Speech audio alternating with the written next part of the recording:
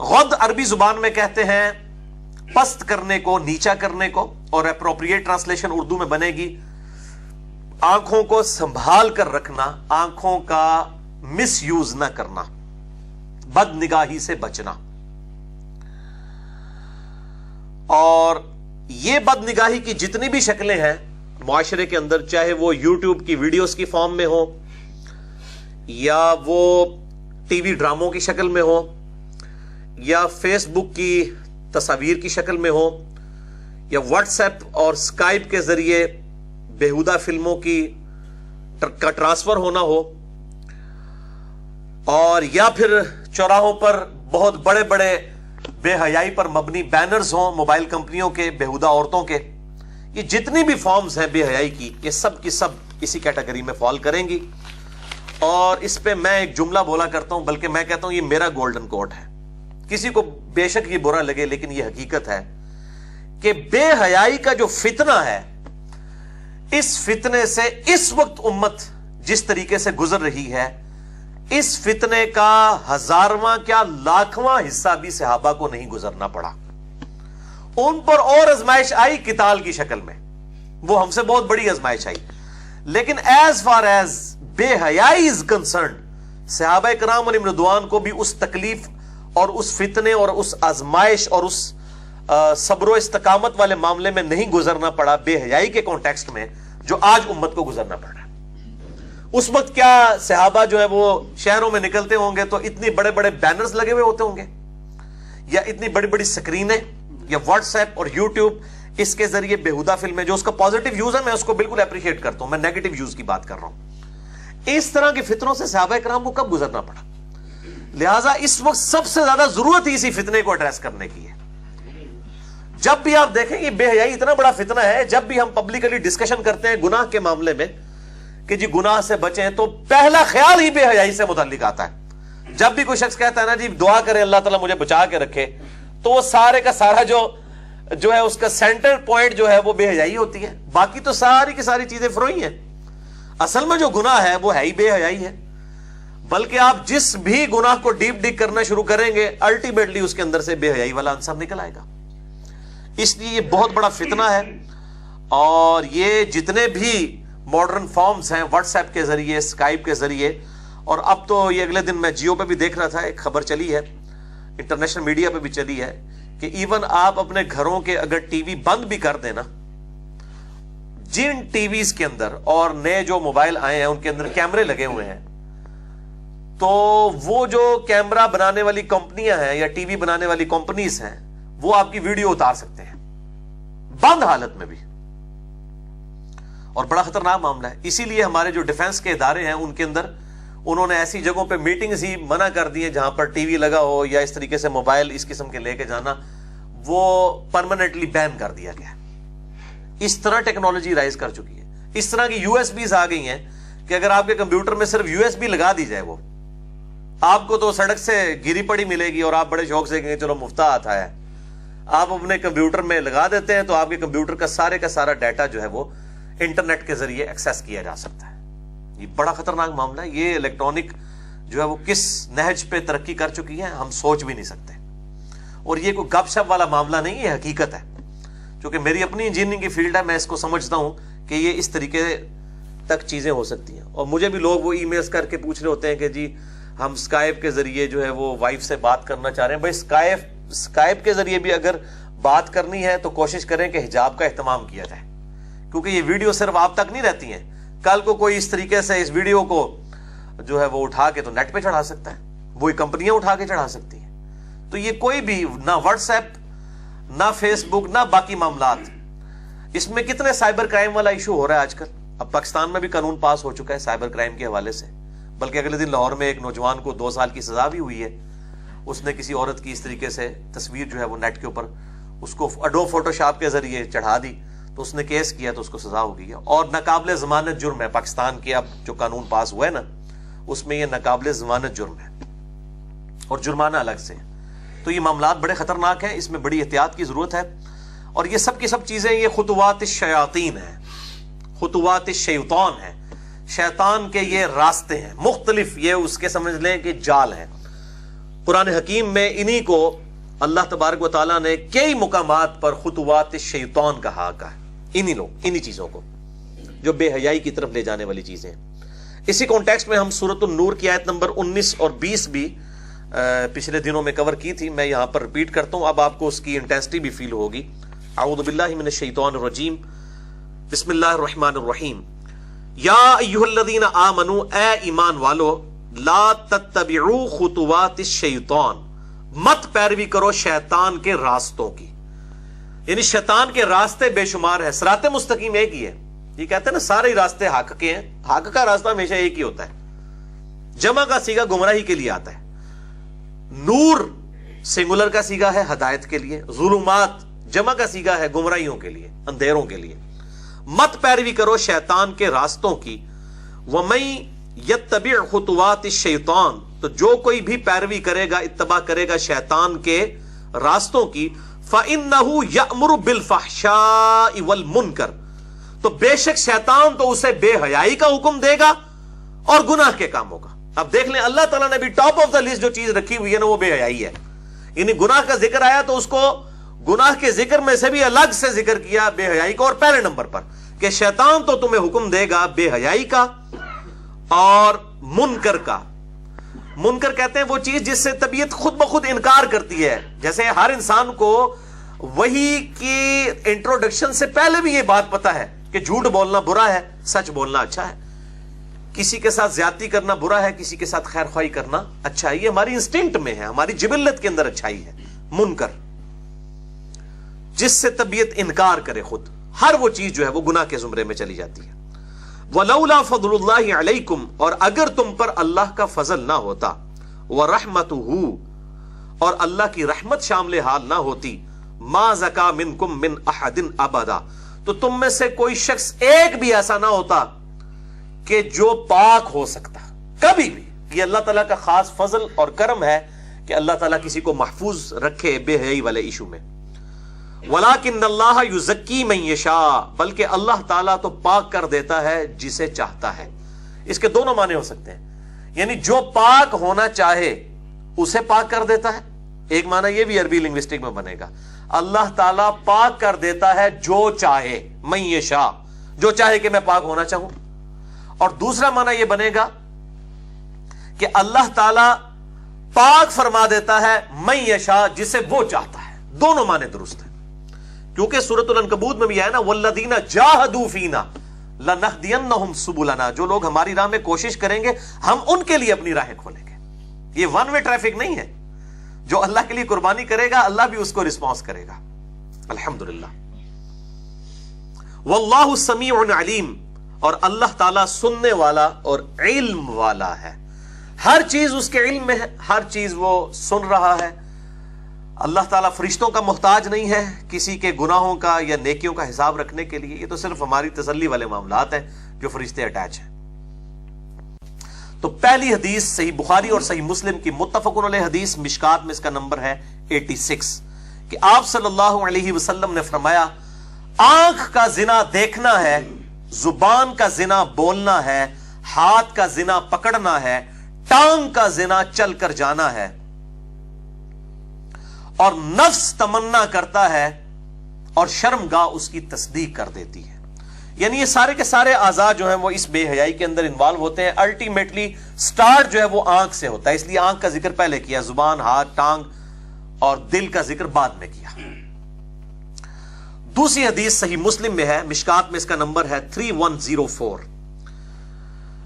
جریر بن عبداللہ رضی اللہ تعالیٰ عنہ کہتے ہیں کہ میں نے اللہ کے محبوب صلی اللہ علیہ وآلہ وسلم سے اچانک اٹھ جانے والی نکاح سے متعلق پوچھا, تو آپ صلی اللہ علیہ وسلم نے فرمایا حکم دیتے ہوئے مجھے کہ جب تمہاری اچانک نظر اٹھ جائے کسی غیر محرم پر تو فوراً اپنی نگاہ کو ہٹا لو.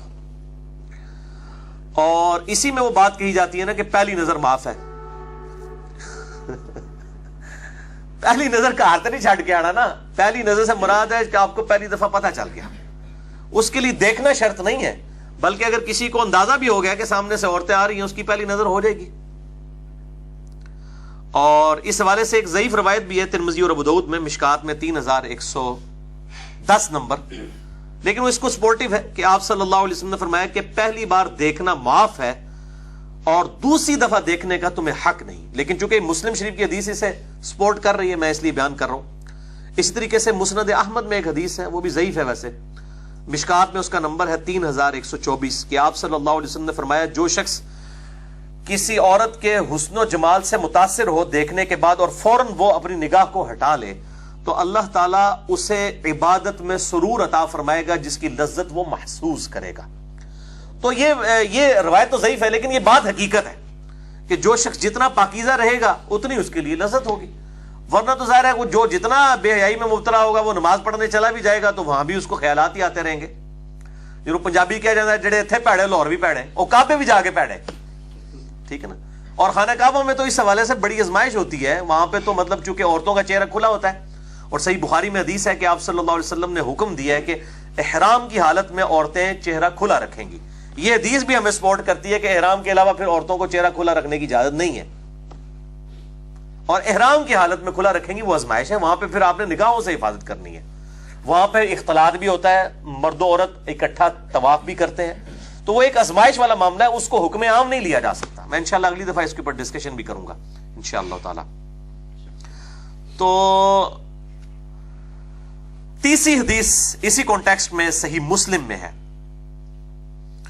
اور یہ کریٹیکل حدیث ہے. میں مسلم شریف کے بھی نمبر بتا دیتا ہوں، 3407 اور 3409، اور مشکات میں اس کا ایک حصہ آخری والا موجود ہے 3105، کہ نبی صلی اللہ علیہ وسلم کی اچانک نظر ایک عورت پہ پڑی.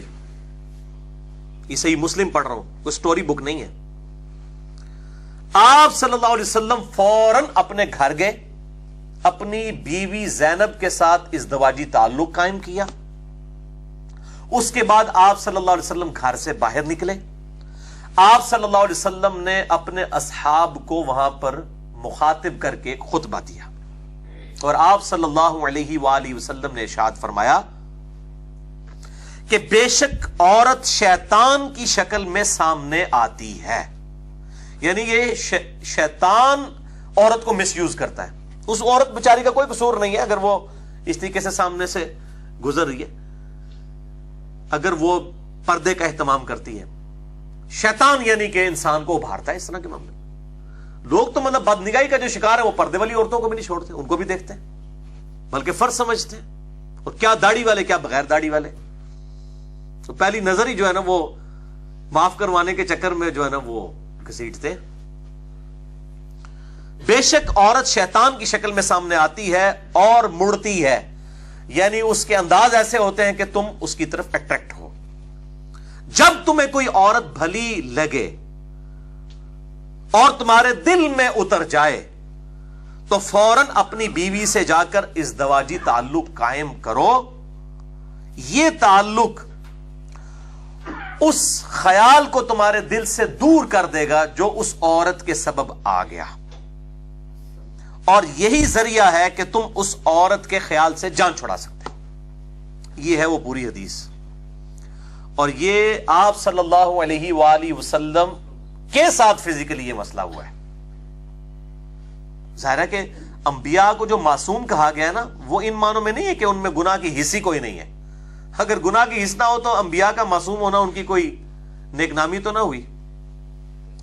انبیاء کی معصومیت کا، عصمت کا عقیدہ یہ ہے کہ وہ گناہوں پر قدرت کے باوجود اللہ کے خوف کی وجہ سے گناہ سے بچتے ہیں، اور وہ بھی صرف گناہ سے. لغزش اور غلطی انبیاء سے بھی ہو سکتی ہے. یہ جو پبلک میں عصمت انبیاء کا عقیدہ ہے نا یہ قرآن و سنت میں نہیں بیٹھتا. اس لیے میں نے اس پہ بڑا کرٹیکل لیکچر دیا ہے، مسئلہ نمبر 88A اور 88B، عصمت انبیاء کے عقیدے پر شبہات کا تحقیقی جائزہ. تقریباً 3 گھنٹے کی گفتگو ہے اہلسنتپاک.com پہ. تو آپ صلی اللہ علیہ وسلم نے فرمایا کہ اپنی بیوی سے ازدواجی تعلق قائم کرو، اور اس میں یہ بھی الفاظ ہیں کہ تمہاری بیوی کے پاس بھی وہی کچھ ہے جو اس عورت کے پاس ہے. یہ عمل تم سے اس عورت کا خیال دور کر دے گا.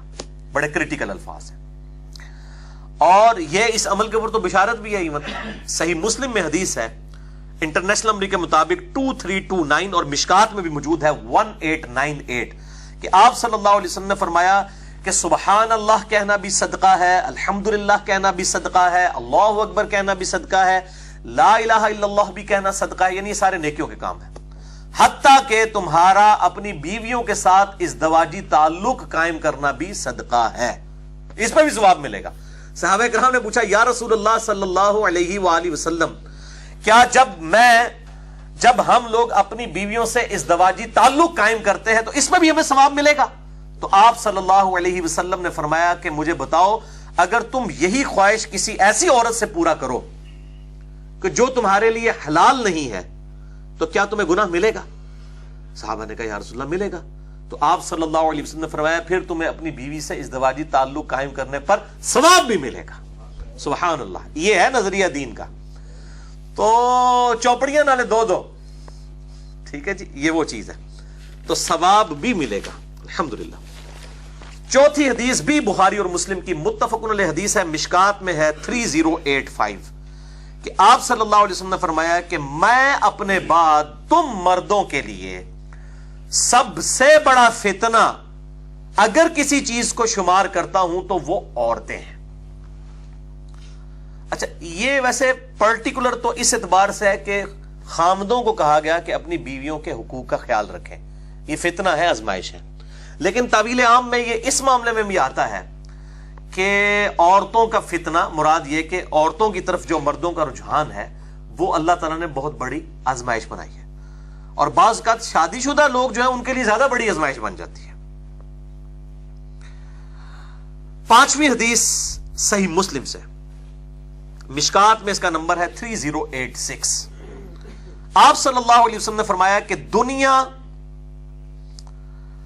بہترین اور سرسبز و شاداب ہے، یعنی اللہ تعالیٰ نے دنیا میں یہ لذتیں رکھی ہوئی ہیں، اللہ تمہیں خلیفہ بنانے والا ہے، یعنی آپ صلی اللہ علیہ وسلم صحابہ سے رخصت ہو رہے ہیں، امت سے جا رہے ہیں اور کہہ رہے ہیں کہ تمہیں اللہ تعالیٰ اس زمین پر حکومت دے گا، اور پھر اللہ دیکھے گا تم کیسے اعمال کرتے ہو، تم دنیا اور عورتوں کے فتنے سے بچنا۔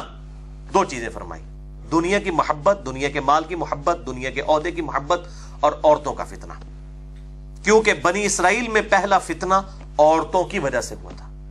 یہ ہمارے پنجاب میں بھی ایک محاورہ بولا جاتا ہے نا، زار زن اور زمین، زار مال کو کہتے ہیں، زن عورت کو، اور زمین بھی وہ مال کی اسی کیٹیگری میں آتا ہے۔ یعنی دنیا میں دو ہی فتنے ہیں، مال کا فتنہ ہے اور عورت کا فتنہ ہے۔ فتنہ مال پہ میں نے الگ سے 1.5 گھنٹے کا لیکچر بھی دیا ہے، مسئلہ نمبر 51 کے عنوان سے، رزق حرام کی مذمت، دنیا پرستی کا انجام اور اس کا علاج، قرآن حکیم سے 11 آیات کراس ریفرنس کے طور پر، اور بخاری اور مسلم سے 17 صحیح الاسناد احادیث، وہاں بھی میں نے 17 حدیث بیان کی تھی، یہ 17 کا عدد وہاں پہ بھی چلتا ہے۔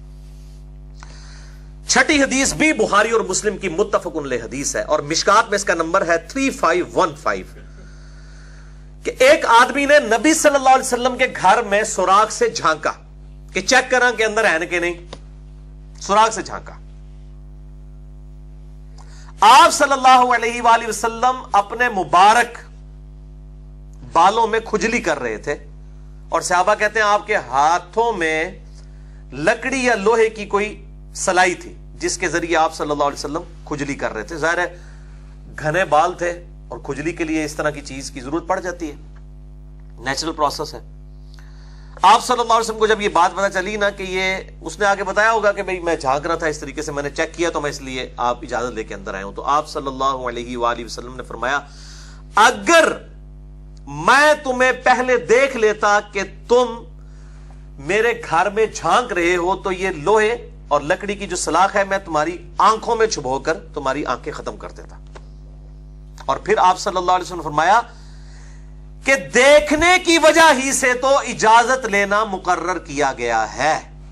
یہ بڑے کریٹیکل الفاظ ہیں کہ یہ جو کہا گیا کہ گھر میں بغیر اجازت کے داخل نہ ہو، اور یہ آنکھوں کی وجہ سے مقرر کیا گیا ہے، اصل ایشو ہی آنکھیں۔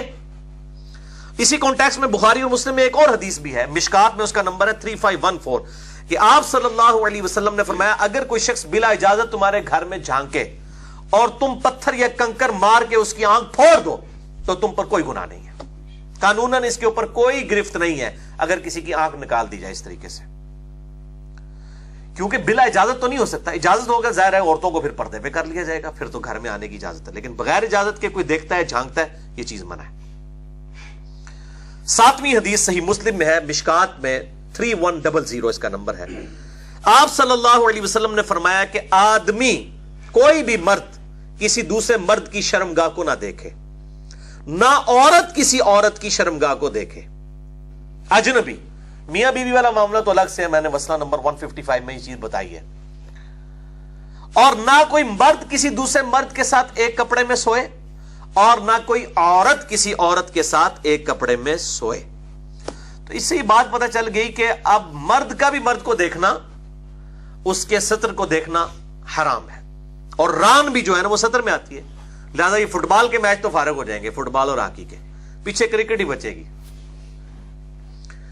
تو کیونکہ حدیث ہے مسند احمد میں, مشکات میں ہے 3114 کہ آپ صلی اللہ علیہ وسلم نے ایک صحابی کو دیکھا, اس کی ران کھلی ہوئی تھی. آپ صلی اللہ علیہ وآلہ وسلم نے فرمایا کہ اپنی رانوں کو ڈھانپو, رانے بھی سطر میں داخل ہیں. یعنی جو ڈیٹم لائن ہے مرد کے لیے ناف سے لے کر گھٹنوں تک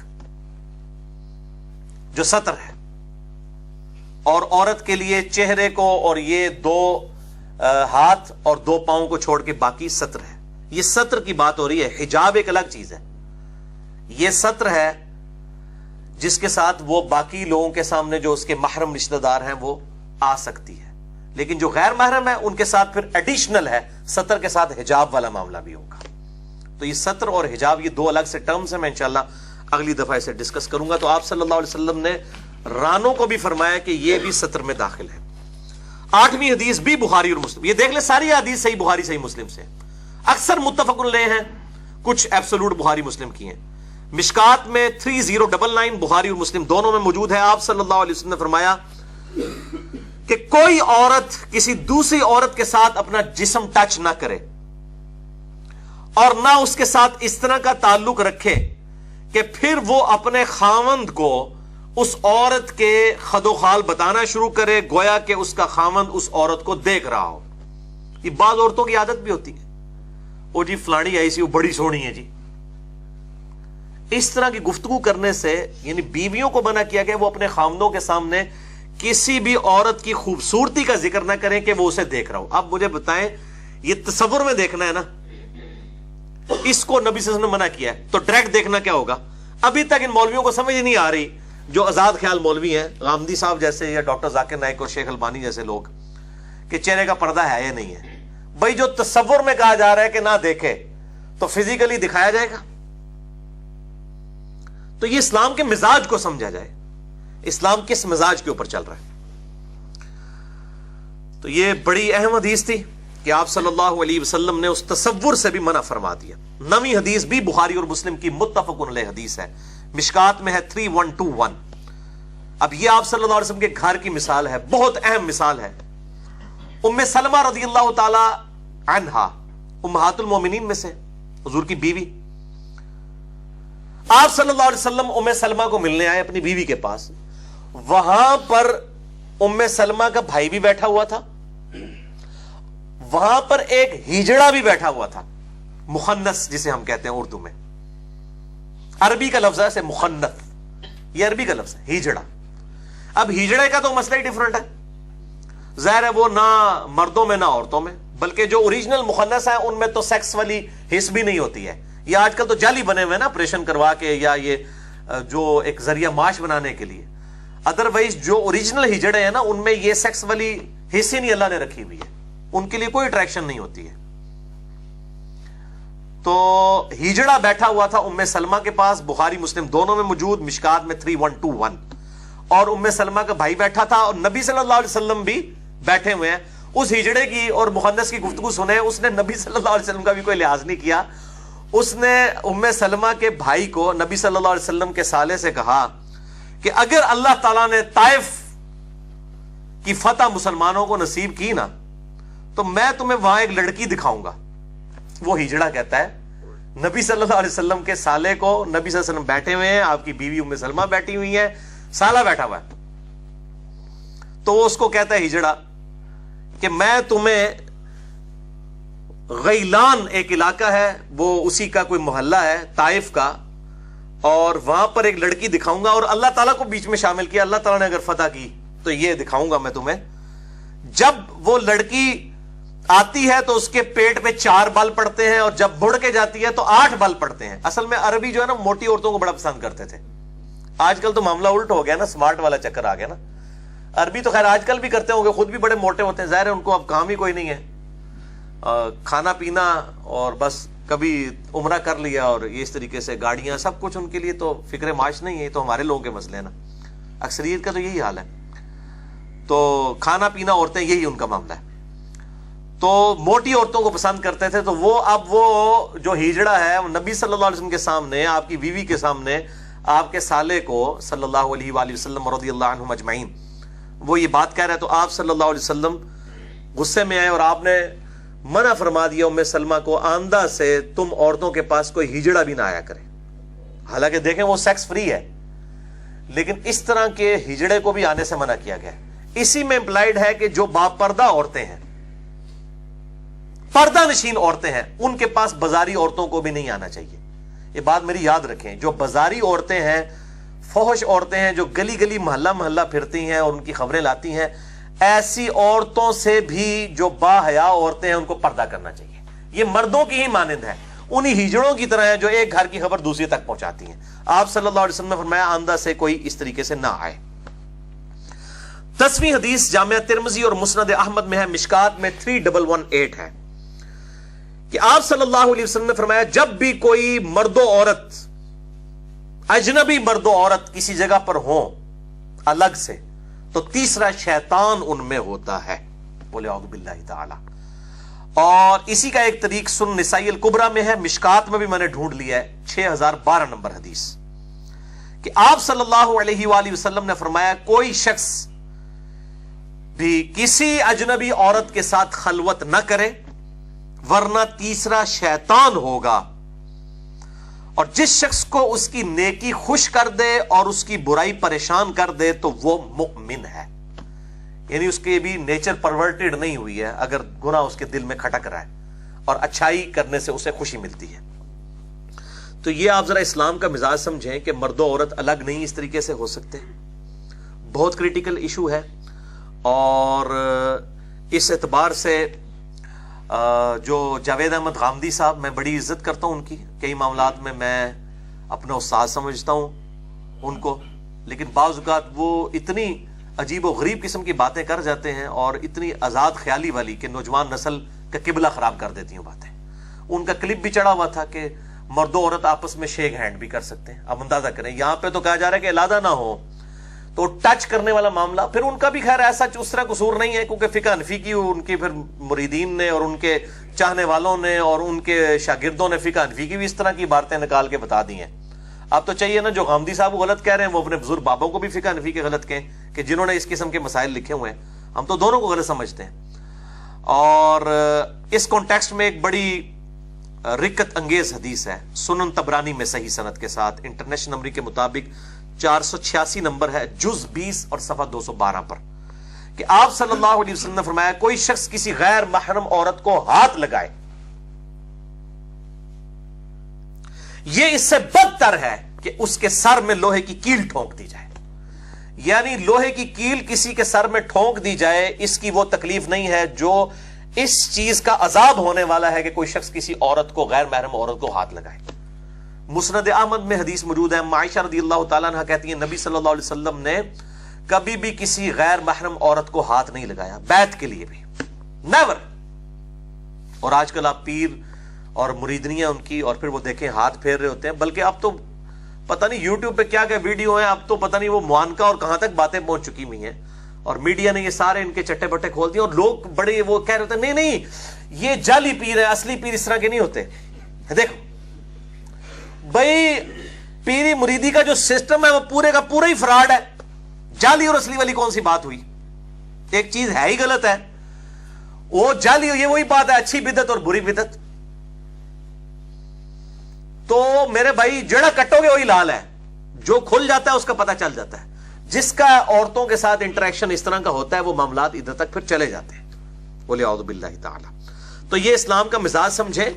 اور غامدی صاحب کو بھی میں دعوت اصلاح دوں گا اس حوالے سے کہ تھوڑا خیال کریں، اور جس طرح ماڈرن طبقے میں ان کی آواز پہنچی ہے تو آپ کی ذرا سی لغزش، اور پھر اس میں تو انہوں نے کلپ میں یہاں تک کہہ دیا جی کہ جی وہ جو کوئی عربی کس کر لیں اگر دو کزنز آپس میں، تو انہوں نے کہا جی وہ عربی کس تو ہوا میں ہی ہوتی ہے اور معان کا، اور پتہ نہیں پھر ان کو کوئی بالکل خیال نہیں آیا جب وہ بولنے پہ آتے ہیں اس طرح کے تو پھر وہ ساری حدیں پھلانگ جاتے ہیں۔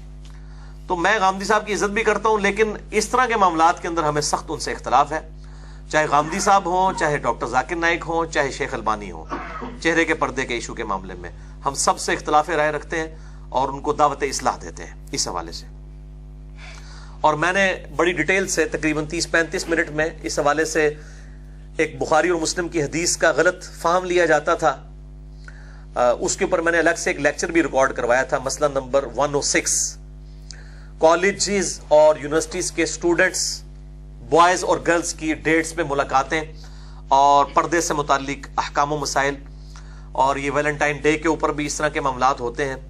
اور مجھے بھی کئی لوگ فون کر رہے ہوتے ہیں، وہ کہتے ہیں جناب کہ نہیں جی ہماری تو ہم بڑی پاکیزہ محبت کرتے ہیں۔ اب یہ غیر محرم عورت کے ساتھ پاکیزہ محبت والا کون سا معاملہ ہے؟ پاکیزہ وہ سمجھتے ہیں شاید کوئی فزیکل انٹریکشن نہ ہو تو وہ پاکیزہ ہو جائے گی۔ اسی سے پوچھیں کہ آپ کی سسٹر کے ساتھ کوئی پاکیزہ محبت کرے اور دوستانہ ہاتھ میں پہن کے اس کو پھول دے ویلنٹائن ڈے کے اوپر، پاکیزہ محبت ہے نا، ہاتھ بھی نہیں لگا رہا، تو آپ کو اچھا لگے گا یہ پاکیزہ محبت؟ تو دوسروں کے معاملے میں بڑا انسان کو اچھا لگ رہا ہوتا ہے، لیکن جب اپنے اوپر گزرتی ہے پھر پتہ چل جاتا ہے یہ پاکیزہ محبت ہے یا یہ پلید محبت ہے۔